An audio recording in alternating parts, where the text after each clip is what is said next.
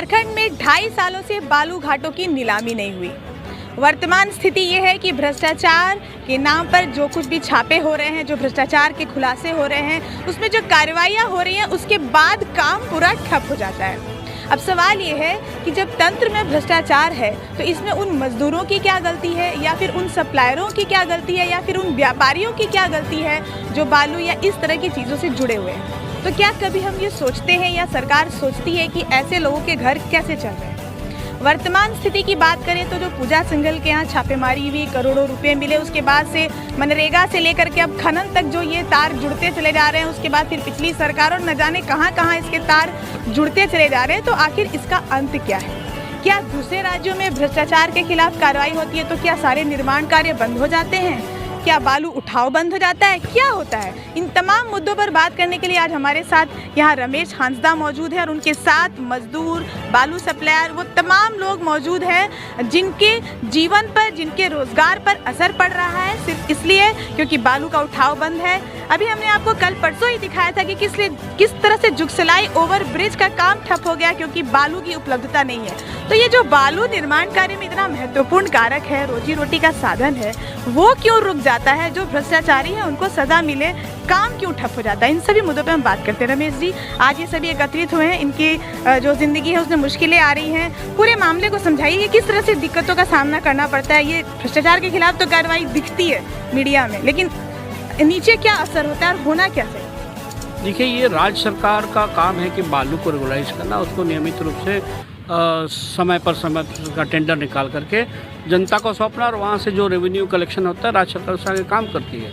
लेकिन हेमंत सोरेन की सरकार ने इस दिशा में कोई पहल नहीं किया। हालांकि बालू का उठाव लगातार उनके निशानदेही पर होते रही है और बड़ा पैमाने पे स्मगलिंग बालू का हुआ है। इससे फ़ायदा ये होता है कि सरकारों को, जो बड़े बड़े लोग हैं, बड़े बड़े मंत्री हैं, उन लोग के सह पे बड़ा बड़ा बालू घाट में डंपरों में बालू का ढुलाई होता है जिसका टैक्स नहीं देना पड़ता है और चोरी होता है। और मार्केट में बाजार रेट आज बहुत हाई हो गया है। जहाँ पहले 1000 रुपये में ये मिलता था एक ट्रैक्टर बालू, आज वहाँ 3-4 हज़ार रुपये में, क्योंकि कालाबाजारी हो रही है। तो सरकार को इससे कोई मतलब नहीं, सरकार को राजस्व को कोई मतलब नहीं। उसका मतलब है कि केवल हम, मेरा और मेरे लोगों का किस तरह।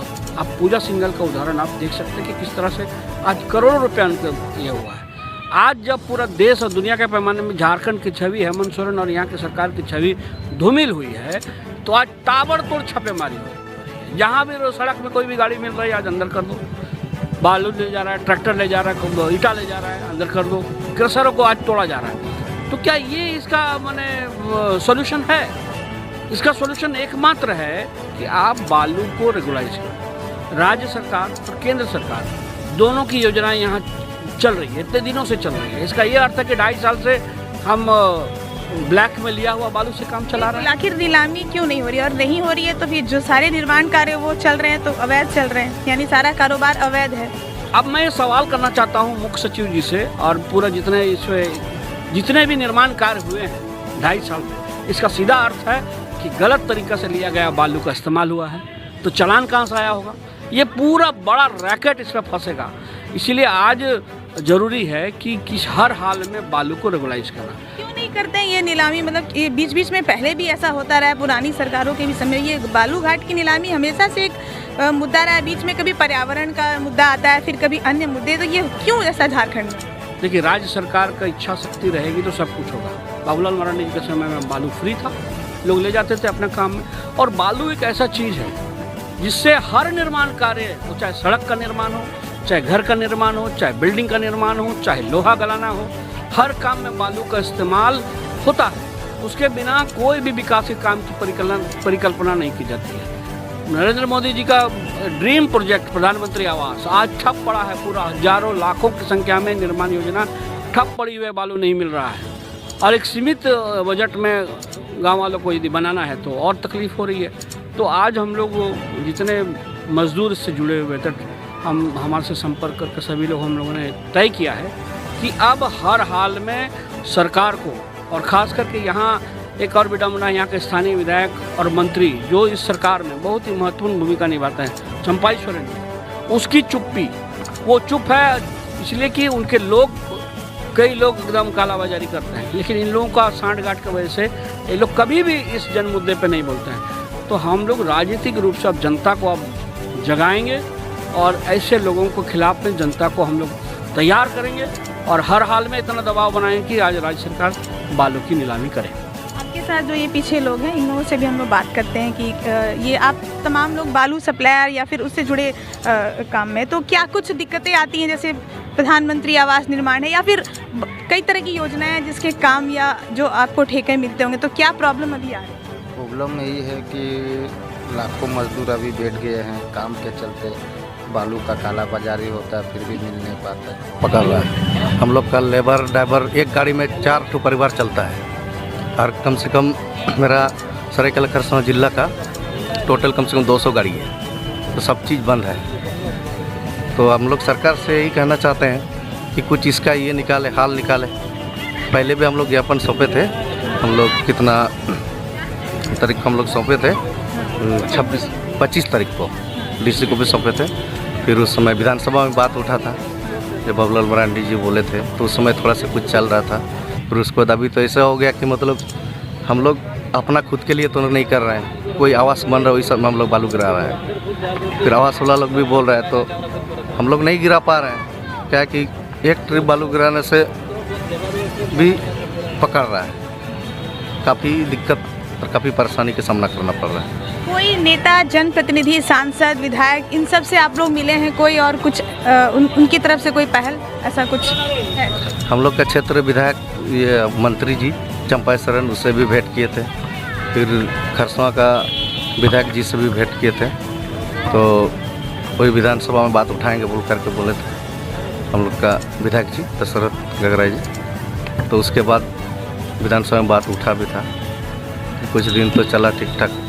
फिर अभी तक हम लोग का कहना है ये कि जब अवैध बोल करके चल रहा है तो अवैध कहाँ से होगा, इसका कुछ उपाय करे, यही हम लोग कहना चाहते हैं। वैध और अवैध के बीच आपका जो जीवन है वो फंस गया है। हाँ, एकदम फंस गया है पूरा। हम लोग को गाड़ी ओनर के साथ में लेबर भी है, उसमें एक गाड़ी में 4-5 तो लेबर रहता है, सबका रोजगार छिना हुआ है। और कोई ऊपर बताएंगे कुछ? दिक्कत ये हो रहा है कि हम लोग गाड़ी तो ले लिए हैं, इंस्टॉलमेंट देने में सक्षम नहीं हो पा रहे हैं। अब इंस्टॉलमेंट वाले बैंक वाले बोल रहे हैं कि आप कहीं से भी ला के दीजिए, हमको क्या पता है।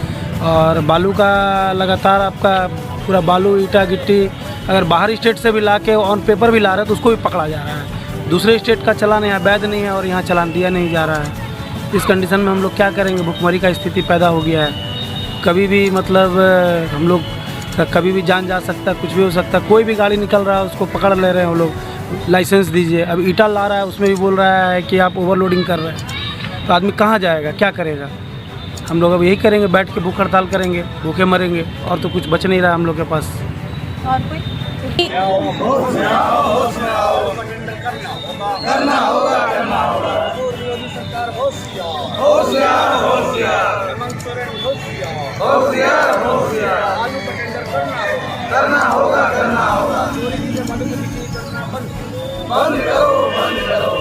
यहाँ पे चलान बन नहीं रहा है, दूसरे राज्य का चलान यहाँ वैध नहीं है, तो ये वैध और अवैध के बीच जो इनकी जो रोजी रोटी है वो छिन जा रही है कि वो करे तो क्या करे। इन सब की एक स्वर में राज्य सरकार से यही डिमांड है कि बालू घाटों की नीलामी की जाए, जो रेगुलर किया जाए, ताकि इनकी जो बार बार गाड़ियाँ पकड़ा रही हैं या जो इस तरह की समस्याएं पैदा हो रही हैं उससे इनको निजात मिले। ये चौतरफा गिर चुके हैं, क्योंकि जो गाड़ियाँ हैं उनके लोन चुकाने हैं तो बैंक का दबाव है, गाड़ियाँ आप चला नहीं सकते, बालू उठाओ आप कर नहीं सकते क्योंकि नीलामी नहीं हुई है। तो ये पूरा जो पेंच है वो कहीं फंस गया है। तो ज़रूर भ्रष्टाचार के खिलाफ कार्रवाई हो, लेकिन वो सिर्फ दिखावे की कार्रवाई ना हो, ज़मीनी धरातल पर जो मजदूर हैं या उस रोजी रोटी से जुड़े जो लोग हैं उनके जीवन में खाने के लाले ना पड़े, इसकी भी व्यवस्था सरकार को करनी चाहिए। और आखिर क्यों 2.5 साल से नीलामी बालूघाट की बंद है, ये एक बहुत बड़ा सवाल है जिस पर सरकार को ज़रूर जवाब देना चाहिए। सहयोगी बबलू के साथ अन्नी अमृता, शार भारत के लिए।